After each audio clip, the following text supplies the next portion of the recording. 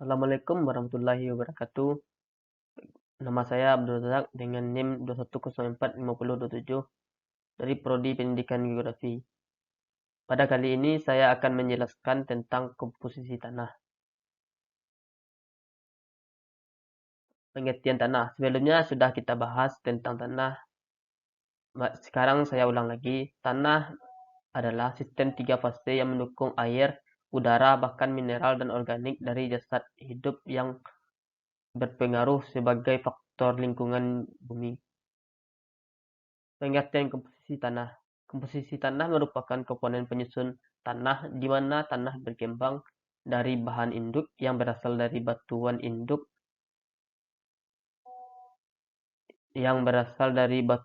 dan bahan organik yang berasal dari makhluk hidup di sekitarnya. Komponen pembuatan tanah. Komponen-komponen tanah meliputi mineral sebanyak 45%, zat organik sebanyak 5%, air sebanyak 25%, dan udara sekitar 25%. Komposisi ini dapat berubah sesuai dengan jenis tanah dan struktur tanah pada lokasi berbeda. Mineral dalam tanah dimanfaatkan oleh tumbuhan dengan cara diresap oleh akar secara osmosis bersamaan dengan penyerapan air dan oleh akar. Kadar mineral yang sesuai akan membuat tanaman yang tumbuh di tanah tersebut akan tumbuh dengan sehat.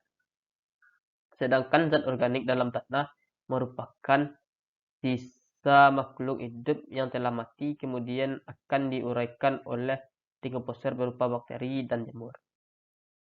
Yang kedua, sama udara. Udara juga dapat di sela-sela atau di rongga-rongga batuan. Selain itu, udara juga ada di antara partikel tanah, di antara akar tumbuhan dan tanah, bahkan di antara akar dengan batu-batuan. Rongga udara di dalam tanah dapat terbentuk akibat aktivitas organisme di dalam tanah. Contohnya cacing yang sering menggali tanah sehingga tanah menjadi berongga. Kedua, humus. Humus merupakan partikel atau komponen organik yang dapat dari hasil penguraian bakteri atau oleh dekomposer.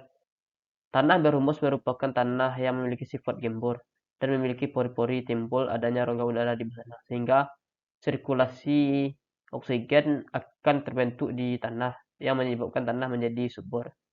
Tanah subur ini, tanah yang banyak mengandung humus juga bermanfaat untuk tumbuhan, sehingga tumbuhan menjadi subur dan cocok tempat lahan pertanian. Ketiga, air.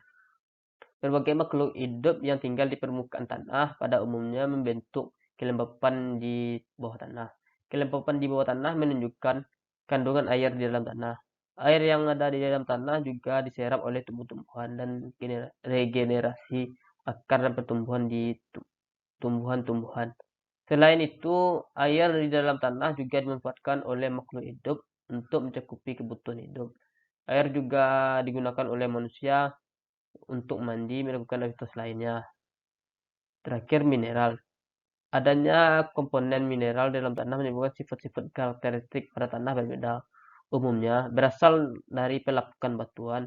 Batuan-batuan inilah yang mengandung mineral-mineral yang menghilang seketika terjadi pelapukan. Mineral yang berupa ion-ion seperti kalsium, magnesium, nitrat, fosfat, atau sulfat.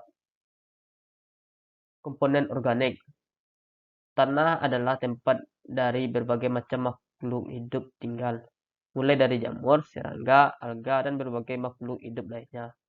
Organisme seperti cacing juga hidup di dalam tanah untuk menguraikan bahan yang menjadi bahan organik di dalam tanah. Materi organik dapat berasal dari tanaman yang telah mati atau sumber primer, hewan yang telah mati itu sumber sekunder, dan pupuk organik atau sumber tersier. Terima kasih, hanya itu materi yang dapat saya sampaikan. Assalamualaikum warahmatullahi wabarakatuh.